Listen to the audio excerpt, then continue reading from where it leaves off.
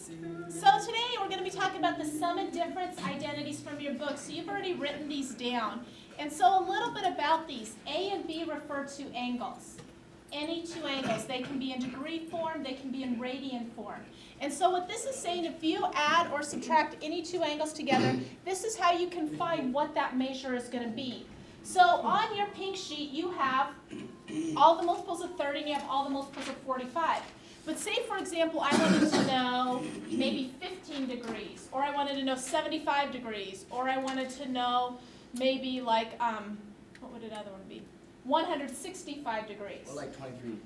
Okay, now probably about 165. The way we can find these is we can use these formulas. Now a little bit about these formulas, some things that you need to look at. This is basically two formulas condensed into one. Okay, and so what I've done is I've matched those up. So what this is saying is, if you take sine of A plus B, that's going to equal sine A cosine B plus cosine A sine B. I get it. If you subtract the two A minus B, you're going to use the bottom operation, which is to subtract. Now, if you're kind of confused with how this looks like, your book actually splits these up into 6 different formulas in this section. I don't put 6 because I think it's a lot easier to remember 3, and plus you guys are smart enough to figure out how the 3 work. So now let's look at this one. If you add two angles to find cosine, you subtract the two quantities because that's the top operation. If you subtract the two angles here, you add the two quantities. So cosine is flipped. So that's how it works, top operation. And so if you look at tangent, that's a little different because if you add the two angles, you add on the top, and then what do you do on the bottom? Subtract. Do we get a card for this? Okay, yeah. Oh, thank And goodness. so then now, if you subtract the two quantities with tangent, you subtract here and add here. So that's how the operations work. So whenever you see the plus or minus things, that's how they work. So let's go ahead and look at an example. Find the exact value of each expression. So remember, exact value means no decimals. We're talking about roots only. So the types of numbers you got on your pink sheet. And so it says sine of 75. So what you're going to do is you're going to look at all of the angles on your pink chart. And you're going to look at those and you're going to find for me two angles that either add to 75 or they subtract to 75. 30 and 45. 30 and 45 work. Okay, that's an option. Now, are those the only two that work? No, there's a whole bunch. What else could work? 120, 120 and 45. 120 and 45 could Yeah. work. You subtract those. So 315 minus really, 240. what we could do It's true is too. we could do, oops, let me pick another pen color. There we go. We could do 30 and 45. We could do 120 minus 45. But I will advise it's usually good to stay with the smaller angles, and it's usually good to try and add. Okay?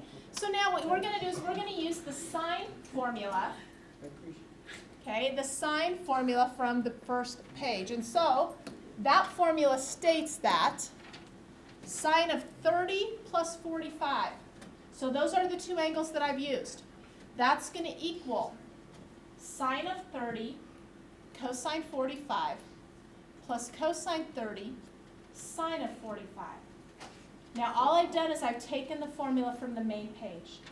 I've plugged 30 in for A, or alpha. I've plugged 45 in for beta. Now am I expecting you to remember these formulas? No. I'm expecting you to be able to apply them. A lot of expectation. So then now all we're going to do in order to find this exact value is I'm going to now just plug in what I know. I know that the sine of 30 is what on your chart? 30. 1 1 half. half. 1/2. Okay? I know that the cosine of 45 is what? Root 2 over 2. Root 2 over 2. Yes. Now remember with sine, if you add the two angles, I'm going to add these two quantities. What is the cosine of 30? Root 3 over 2. Very good. What is the sine of 45? Root 2 over 2. And so then now all I need to do is simplify this. Once you do that, the rest of it's just algebra. So on the top, I'm left with 1 times root 2, which is root 2 over 4. For my second quantity, what do I get?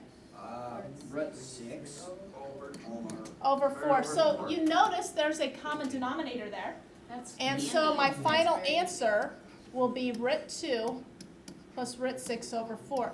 Now, if I wouldn't have a common denominator, I would need to get one and add the two quantities together. So there you go.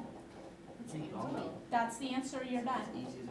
It's a matter of just using the formula, plugging in what you know, and going from there. So we're going to look at one more today, and then this will be something that we continue on with tomorrow. So cosine of 15 degrees. So once again, I'm looking on my pink sheet. I'm looking for any two angles that add or subtract to 15. So I've heard a lot of them. And also 60 minus 45. I've heard 45 minus 30, Let's just stick with that. 60 minus 45, 135 minus 120. 135 minus 120. 150 minus 135. Okay, let's just. Now in looking at all these, I can see that they all subtract. So it's usually good to stick with the lesser values. So I'm going to take cosine of 45 minus 30. So using your formula, okay, Good thing that is pink sheet.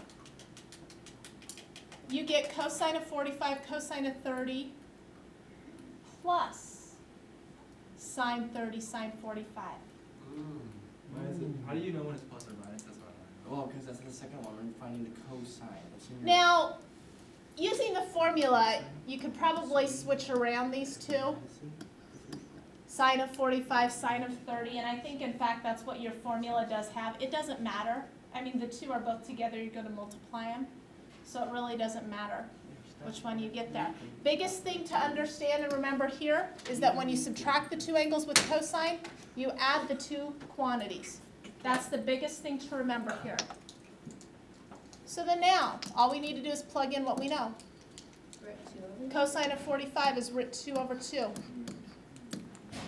Cosine of 30 So 3 over 2. plus. I'm going to do sine of 30 just because that's what I had written. It doesn't matter. It's still going to be the same thing. And then sine of 45, Oh, no. root 2 over 2.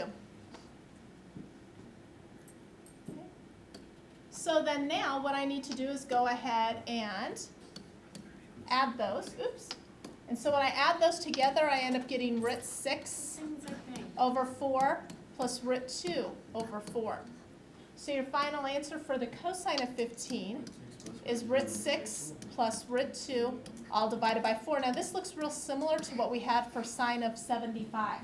That's all we have to do. And it is the same thing. Now I want you to think about that. Cosine of 15 and sine of 75 were the same. What is cosine the 30 the same as? Is the same as sine of what? 60. 60. The cosine of 60